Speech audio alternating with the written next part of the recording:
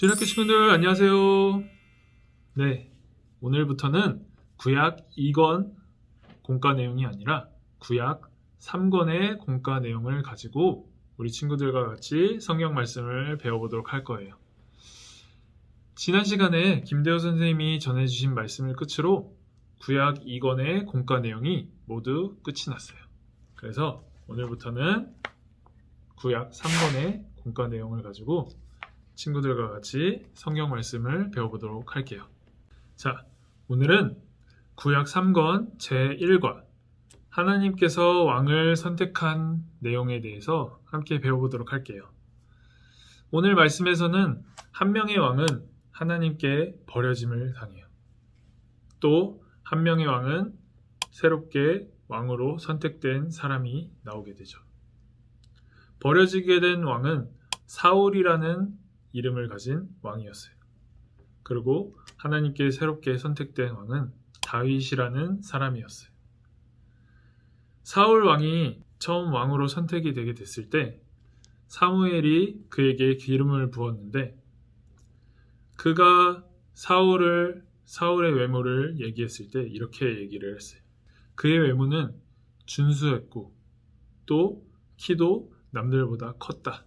이렇게 말하고 있어요. 이 당시에 이스라엘 백성들이 원하는 왕의 인물, 적합한 인물이었죠. 강인한 지도자를 원했어요. 강한 지도자. 그리고 우리에 앞서서 전쟁에서 싸울 수 있는 그러한 왕을 원했어요. 그의 적합한 인물이었던 사울. 또 그의 처음 그 모습은 겸손한 모습도 가지고 있었죠. 하지만 그가 하나님께 버려지게 된 이유는 왕이 되고 나서 그의 겸손한 모습은 점점 사라졌어요. 그리고 가장 결정적인 이유는 하나님의 명령을 어기고 불순종했기 때문이에요. 하나님께서 명령을 하셨어요. 너는 아말렉과 전쟁을 해서 그 모든 것을 제하여 버려라. 그러나 사울은 아말렉 사람들은 다 제하여 버렸지만 남겨두고 가져온 것이 있었죠. 무엇이었냐면은 좋아 보이는 양, 좋아 보이는 소, 또 좋아 보이는 재물들. 안 좋아 보이는 것들은 다 제해버렸지만 좋아 보이는 것들은 다 남겨두고 가지고 왔어요. 하나님께서는 이것을 아셨죠. 그리고 나서 사무엘에게 내가 사울을 버렸다. 이 사울이 이러한 내 명령을 어기고 이렇게 했기 때문에 내가 사울을 버렸다 라고 말씀하셨는데 그것을 듣고 사무엘이 사울에게 찾아가서 왜 하나님의 명령을 어겼습니까? 이렇게 했을 때 사울은 이렇게 대답을 해요. 내가 이 좋은 것들로 하나님께 제사를 드리기 위해서 가져왔다라고. 그때 이렇게 말을 하게 되죠. 순종이 제사보다 낫고 듣는 것이 순양의 기름보다 낫습니다. 하나님께서는 하나님의 말씀하시는 것을 어기면서 드려지는 제사, 그것은 원치 않으세요. 하나님이 원하시는 것은 그러한 제사가 없더라도 제사를 드리지 못하더라도 하나님께서 말씀하시는 것을 순종하는 것을 더 원하시는 것이죠. 하지만 사울은 하나님이 무엇을 원하시는지 알지 못했고 또 알려고 하지 않았어요. 그는 자기가 원하는 대로, 자기가 생각하기에 이러면 하나님이 좋아할 것이다. 자기가 생각하는 대로 생각하고 그것을 행동했죠. 하나님이 원하시는 것은 순종이었어요. 하지만 사울은 하나님께 대한 순종이 없었죠. 그리고 그렇게 하려는 마음이 없었어요.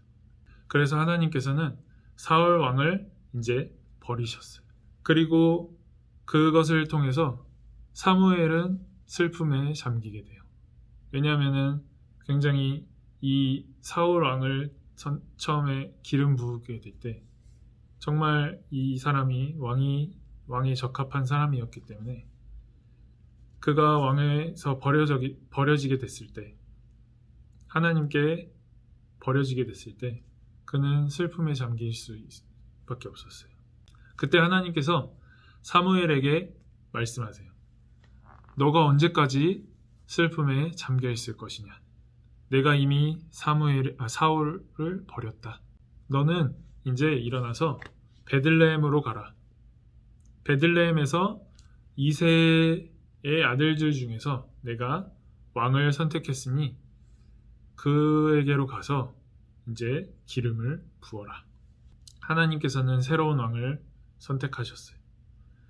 사무엘은 하나님의 말씀을 따라서 베들레헴으로 갔고 또 이새가 살고 있는 집으로 갔어요. 이제 사무엘은 이새에게 내가 이곳에서 제사를 드리려고 하는데 너희가 나를 도와달라.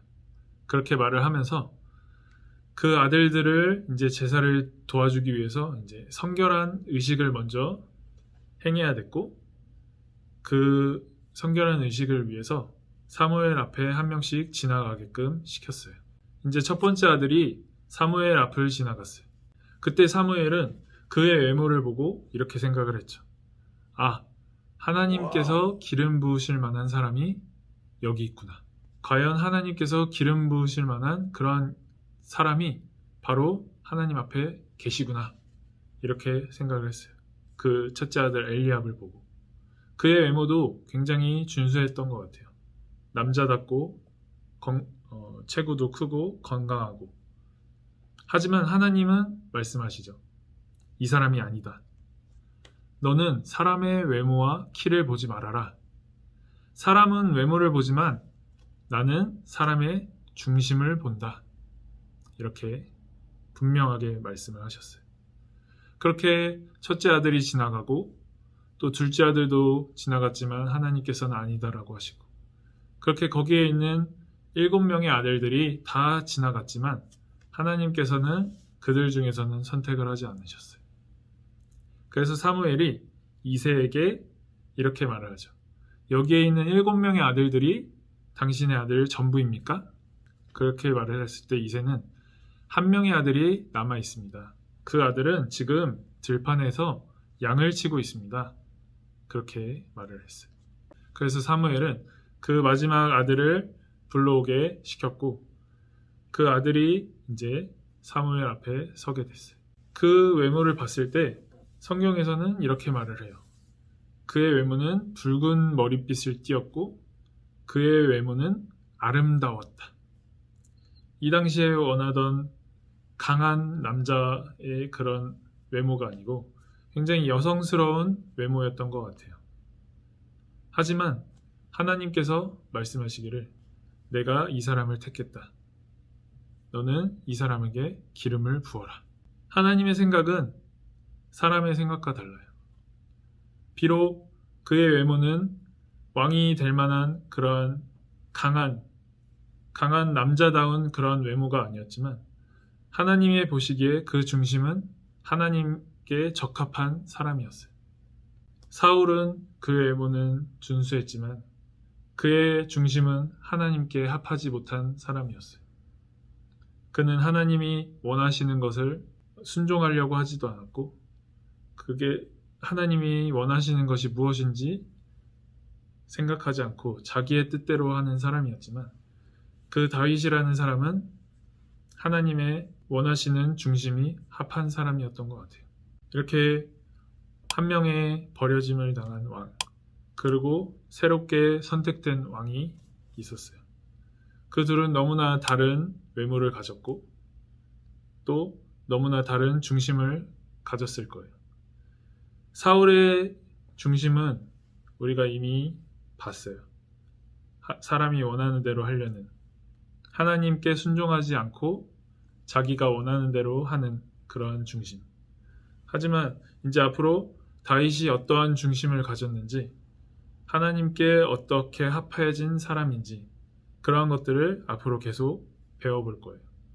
이러한 것들을 배워나갈 때 우리 친구들이 하나님이 원하시는 사람이 어떤 중심을 가지고 있는지 또 하나님이 원하시는 것을 어떻게 행해가는지 다윗을 통해서 배워보게 될 건데 이제 앞으로 계속 배우면서 이러한 것들을 계속 생각하면서 말씀을 배워보고 하나님이 원하시는 것들을 행하는 그 하나님이 원하시는 중심을 가질 수 있는 우리 친구들이 됐으면 좋겠어요.